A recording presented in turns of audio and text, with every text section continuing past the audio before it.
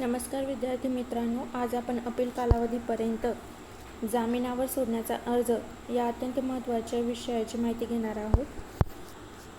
सर्वप्रथम आपण बघूया की अर्ज कसा लिहावा।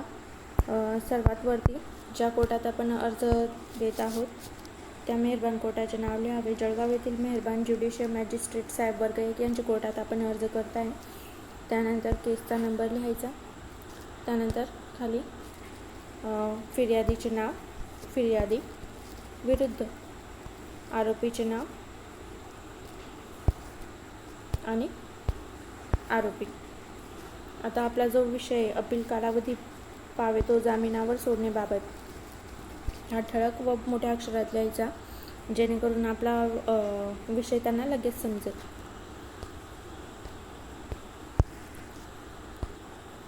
त्यानंतर खाली आरोपी नंबर, ज्या आरोपीतर्फे आपण अर्ज करताय त्या आरोपीचा नंबर लिहायचा। आरोपी नंबर 1, आरोपी नंबर 2 किंवा आरोपी नंबर 1 व 2 तर्फे मेहरबान कोर्टात विनंती अर्ज दाखल करतो ते येण्याप्रमाणे सदर कामी आज रोजी मेहरबान कोर्टात खटल्याच्या अंतिम निकालावर तारीख ठेवलेली आहे। सदर खटल्याचे निकाल झाल्यावर अपील दाखल करण्याची कालावधी पावेतो जामिनावर मुक्त करणे न्याय व जरूर झालेले आहे। तरी सदर अपीलाचे कालावधीमध्ये आरोपी हे कोठेही भारत सोडून जाणार नाही, तसेच मेहरबान कोर्टाचे अटी व शर्तीचे पालन करण्यास तयार आहे। अशा परिस्थितीत सदरचे आरोपी यांना अपीलाच्या कालावधीपर्यंत जामिनावर सोडणे न्याय व जरूर झालेले आहे। तरी मेहरबान कोर्टास नम्र विनंती की आरोपी यांना सदर खटल्याच्या निकालाचे अपील कालावधी पावेतो जामिनावर सोडण्याचे न्याय आदेश व्हावेत ही विनंती। त्यानंतर खाली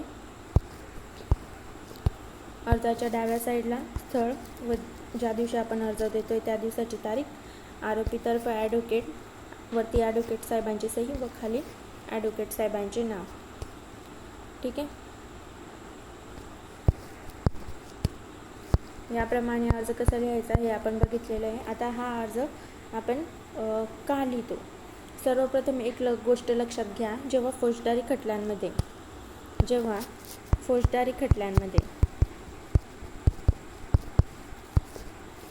खटल्यांमध्ये न्यायालय आरोपीला दोषी ठरवून शिक्षा सुनावते तेव्हा त्याचा खटला तिथेच संपत नाही।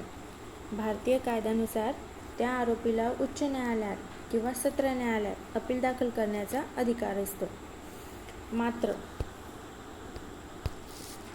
मात्र निकालात लागल्याच्या क्षणी अपील दाखल करणे शक्य नसते। आता निकालाची प्रमाणित प्रत घ्यावी लागते, वकिलाचा सल्ला घ्यावा लागतो, अपील तयार करावे लागते। म्हणून कायद्याने आरोपीला अपील दाखल करण्यासाठी काही कालावधी दिलेला आहे। कालावधी दिलेला असतो।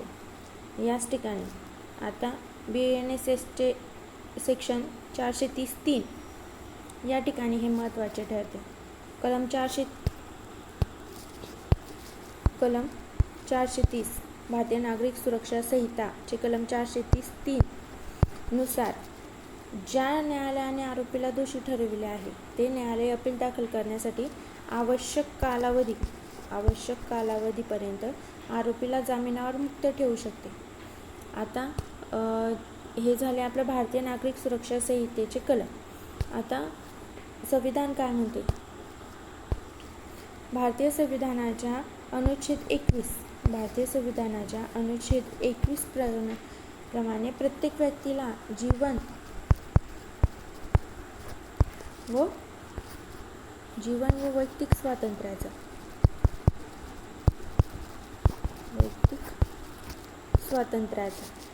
अधिकार प्रदान करतो। त्याचप्रमाणे अनुच्छेद 14 सर्वांना कायद्यापुढे समानतेची हमी देतो। अनुच्छेद 22 अटक आणि ताब्याबाबत संरक्षण प्रदान करतो। म्हणजे